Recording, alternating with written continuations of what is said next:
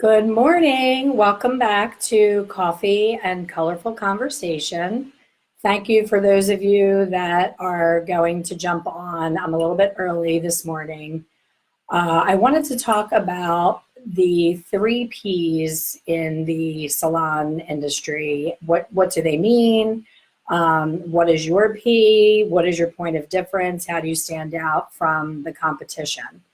So I was thinking about this yesterday. The day before my coffee chat, I always think about like what is relevant right now in my world, and what is something that I can share with other salon professionals to help them in their career. And I am interviewing right now at my salon, so it drew to my attention that we all work so differently. It depends on what your salon brand is, what the atmosphere is like.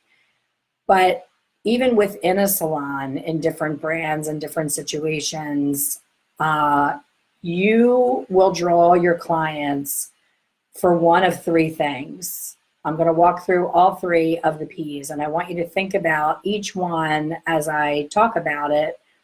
What do you resonate with? What do you think is the P that is drawing your clients to you? And if you figure out what your P is that your final P? Is that what you want to be known for? Are you happy with that? Is that your brand? Are you on point with what you're trying to attract? So let me explain.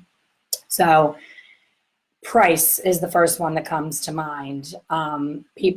Clients will choose a salon based on price a lot of times.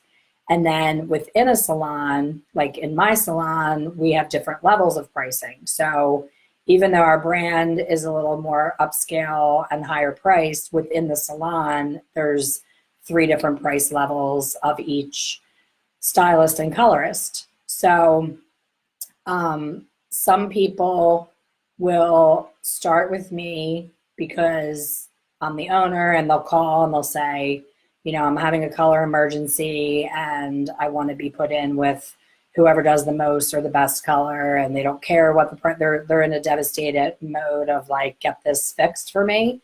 And they'll start with me, and then I'll get them all situated, and they'll find out that the person next to me is $20 less for the same service, and they're like, oh, now that I'm straightened out, I can shop for price and I can go to somebody else but still stay in the salon that I'm comfortable in. So that would be an example of price. If you are someone who is booked constantly, I just saw on one of the Facebook forums this morning, a woman was sharing her frustration. She feels like she's drowning because she does aesthetic services, facials, waxing, and so forth. And she's a one-person operation. And she's like, I am drowning. I am booked 8 weeks in advance, and my clients are begging to get in. I'm working 10 and 12-hour days trying to squeeze people in, and I feel bad. Should I just shut down all of my social media and all of my client attraction systems? Should I just shut them down because I can't take anybody else? And when I see this, I cringe, because that was me. When I opened my salon in 1989, I was young. I was 22 years old. I did not know what I was doing. I just knew that I loved doing hair, and I wanted to be on my own and not, follow rules and work for someone else. So I opened a one-person salon alone. And my pricing structure was, okay, I have to be cheaper than where I was because I want people to try to find me. I didn't want to have to start all over again. And the salon that I had left was pretty pricey, especially for the age that I was. So my business model was, okay, we're talking 1989. So if a root retouch was $40 at the salon that I left, I'm going to do it for $25. Like, I drastically lowered the prices, and I was swamped and busy and behaving like that woman on the forum. It was all about price. Everyone loved me because I was so reasonable. And moving forward, and as I developed the skills of being a leader and an owner and growing new talent, and realizing that the supply and demand is more in line with your pricing than just being the person who is the cheapest. So my parents had a catering hall at the same time that I was growing my business. And it was in my neighborhood. It had been a wedding and banquet hall that my parents actually got married in. And it had been run down. Nobody took care of it. And it came up for sale. My dad was an auto body repairman. He owned an auto body shop and fixed cars. And my mom was a stay-at-home mom until I was in 5th grade. And then she became a secretary at a college. So she's not a great cook. She still isn't. My dad wasn't a cook. Like, neither of them had anything to do with the wedding and catering business, but it broke their heart to see the place that they got married not continue to be a great place for people to have an affordable wedding that couldn't do the whole country club thing. So their brand intentionally was, we're affordable. We are the blue collar guys' answer to a nice wedding for your daughter. And as the business progressed and we got busier and more booked, my mom would get offended every time somebody would sit down with her and have a meeting and go over pricing for the wedding. And they would say, oh, we really wanted to have it at, Presidential Caterers, but they're just so expensive. And this was so much cheaper. So my mom would feel like somebody punched her in the stomach every single time somebody said, we're coming here because you're cheaper. But that was the brand that she set up.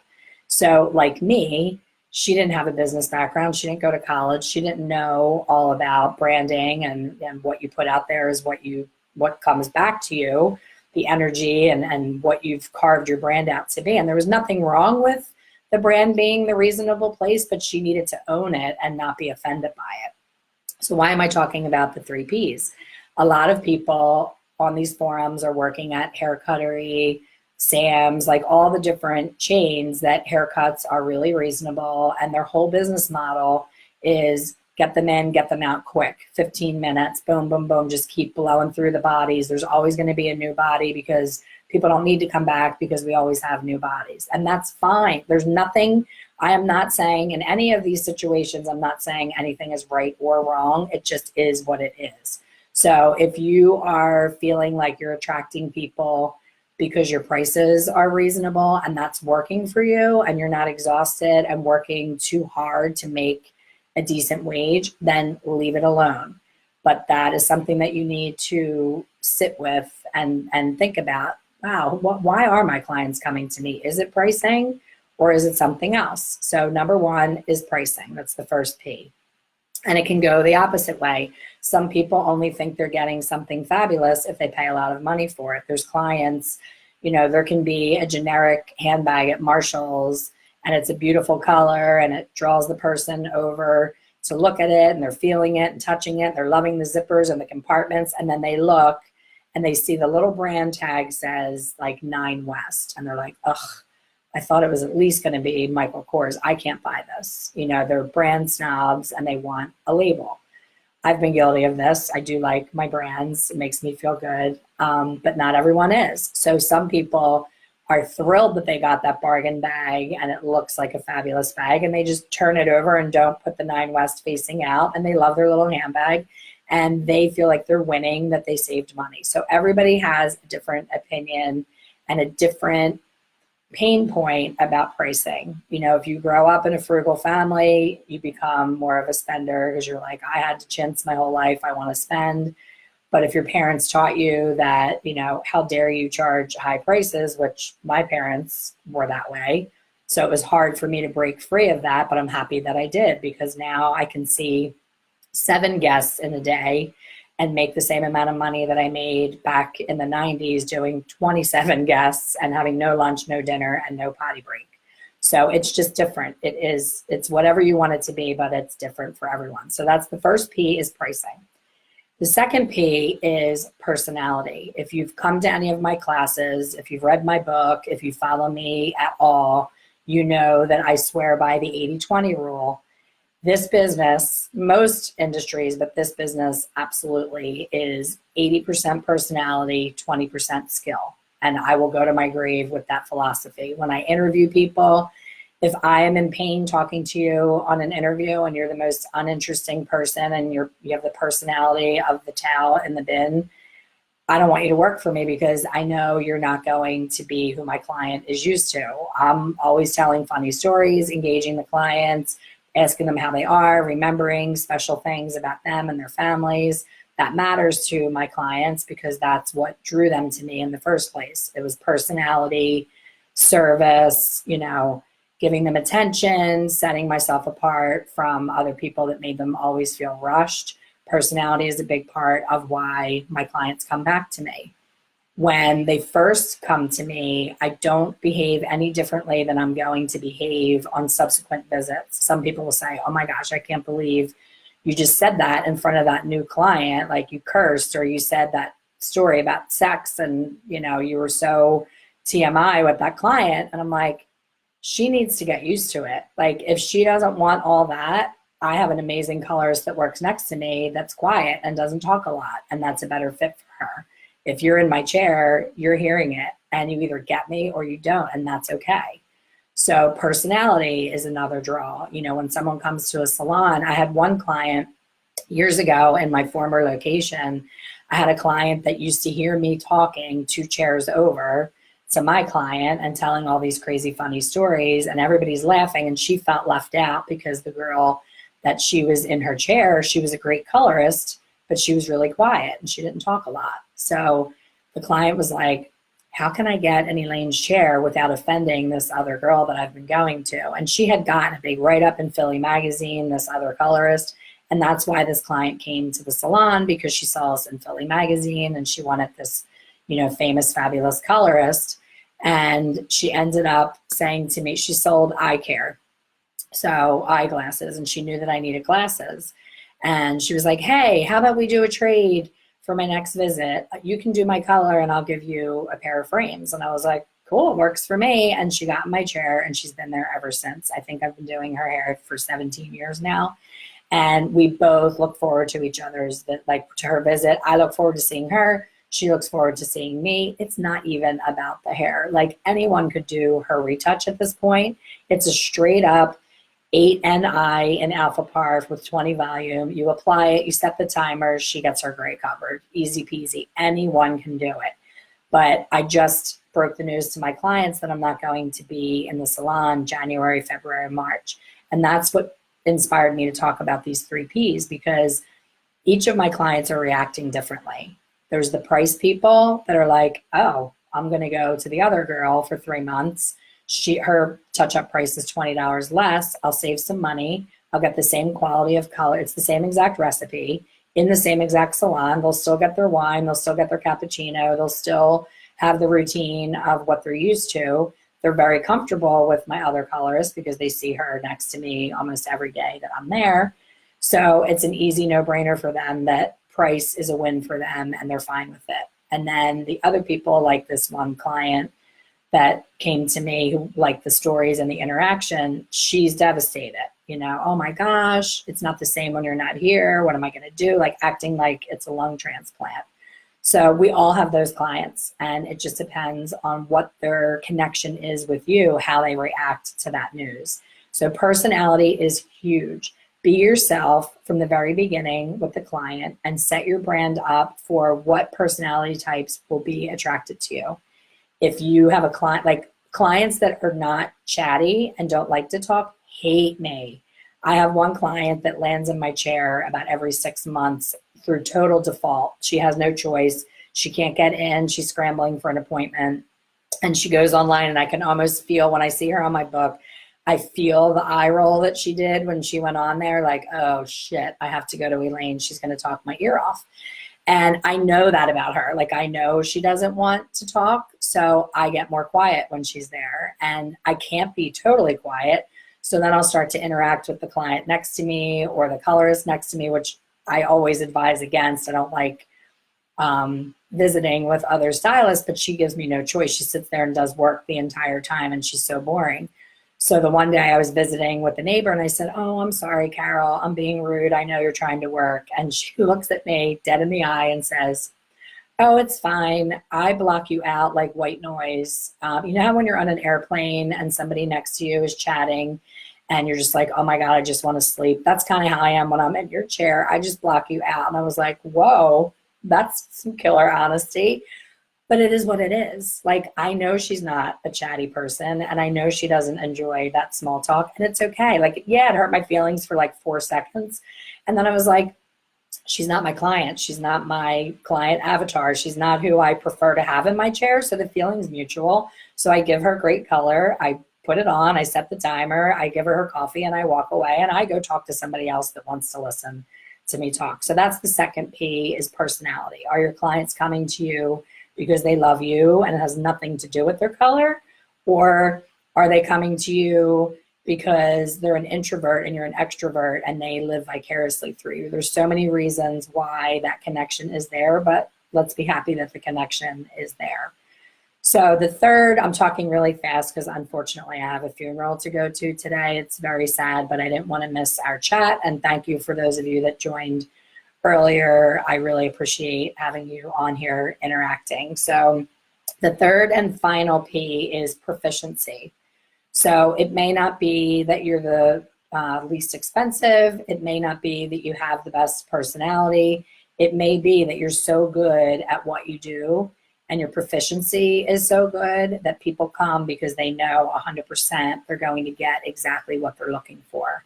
I have an example. I own a hair salon and I love all of my staff, but I really love to, I only cut my hair like 3 times a year. I've been wearing the same style forever. And I was a model for a haircutting class for dry cutting for a person who's in my area, who's my direct competition. And we formed a relationship over the years. He's been there for me. I was raising money for leukemia. He came and did a free dry cutting class. So we have a great relationship and we don't feel like we're in competition with each other. So we are resources for each other and we have a good relationship. He does not talk at all. He has no personality behind the chair. You're almost like scared of him when he's cutting because he's so intense in what he's doing that you're like afraid to talk, to break his spell that he's under when he's cutting your hair. And the first time I met him, I was so angry when I went to his salon because number one, his haircut is like $130 and I own a hair salon. So I'm like, here I am paying to be, getting a haircut by someone outside my salon. So I was a little annoyed by that. And then he walked over, he didn't say, hi, my name is, he didn't shake my hand, he didn't make me feel welcome. He kind of sashayed over. He's very cool and hip, very New York, with the rip up jeans and the Gucci loafers with the fur, and like he pulls it off. And he comes over and he's like, so what are we doing with your hair? And I teach all over the country never to say, what are we doing with your hair? It's like going to a doctor and the doctor saying, so what are we doing today? What medicine do you need? So I was immediately pissed off and we did not get along the first time we met. But then when I got to know him, I understood that he's just not a chatty Cathy. He's not into the whole chat. He is an artist and that's what he does. So I continue my relationship with him and I still have him cut my hair purely for proficiency. Is it price? No. He's $130 for a haircut. Is it personality? No way. He's scared to death of me and laughs every time I'm in his chair because I try to rearrange his whole salon. I'm like, you need to move that. It's too cold in here. You need to change the radio. Like, I totally try to take over his space every time I'm there. And he knows me now and he just laughs and thinks that I'm absolutely crazy. But we have a great relationship. So I visit him purely for proficiency. My nail salon. I was going to a nail salon that was very convenient to my house. I had a great relationship with the owner who did my nails. And over the years, little things kept adding up where I was like getting annoyed and the personality was no longer enough. I needed proficiency. I needed my nails to stay good for 3 straight weeks. I'm a busy person. I love having my nails done. I do the new SNS dip nails. And if they're done properly, you get full on color. Like I color hair every day. I'm constantly in hair color and I would get these ombre dipped stained nails all the time and I would be embarrassed in public with these stained nails. So now that I discovered this thing, the first time I had it done was in Cape May. Clearly, I'm not going to drive to Cape May, New Jersey every time I need my nails done, but she was the best one. And since then, I've jumped around to different places because I can't find the person that gives me the proficiency that I'm looking for, and I will keep looking. Personality for me when it comes to my nails is not enough. So think about what we talked about today. Is it price? Is it personality? Is it proficiency? Is there any one right answer? Absolutely not. But if you get annoyed every time someone says, oh, I go to her because she's cheaper, then change your model and get more proficient. Go to more classes, learn more techniques so that you're so proficient that people won't want to leave you no matter what your price is. If it's your personality, great. Your personality is not going anywhere. So just keep being you and be consistent. You know, my clients, an example, a client just drove all the way from New York. She just moved to New York recently. There's 8 million salons in New York. She has plenty of choices. And she took 2 trains. She took a train from New York to Center City, Philadelphia. Then she had to take another one from Center City, Philadelphia to Conshohocken. And then she had to Uber from Conshohocken train station to the salon. So she went through all of that to come back to us and have her hair done. And I don't even do her hair. So this is a great story and an example of the personality. I have never done her hair. My one stylist cuts her and another colorist colors her. And she sat in the stylist chair. She hasn't been in a month. And I was quiet. I have this funeral today, so I was extra quiet. I was kind of like just thinking about everything and sad. And I wasn't crazy telling all these funny stories. And the client said, Elaine, you're killing me. I came all the way from New York. I missed you. I missed your stories, and you're not entertaining me tonight. Come on, give me some stories. And I rallied and told her a story, and we laughed about it. But how cool is that, that she came all that way? The haircut, the person she visits for the haircut is very quiet. So she came all that way for her proficiency. It's not for price. She charges high prices for her haircut. So she came, you know, planes, trains, and automobiles for the proficiency. But then when she got there, she got her proficiency, but she missed my personality. So sometimes it's the personality of the brand and the salon as a whole, and not necessarily the technician who's doing your hair. So just some food for thought. I hope that whatever your P is, you may have all 3 Ps. You may have just 1 P, and you may have a P that you no longer think serves you, and you want to change your P. So what are you going to do about your P? Think about it. And I hope that you guys will comment, especially if people come on the replay later. I'll jump back on to see whoever's on here now, if you comment what you think your P is and whether you're happy with that P or not. I would love to have some interaction on this conversation. And again, thank you for always joining me for my coffee and colorful conversation. I look forward to it every Wednesday. And if you like what you saw, please feel free to share with other stylists in the industry, invite them over to this page. And I hope that you will follow me on Instagram. I am Lainycake, LAINEYCAKE. So have a great Wednesday and a great week. And I'll see you guys next week.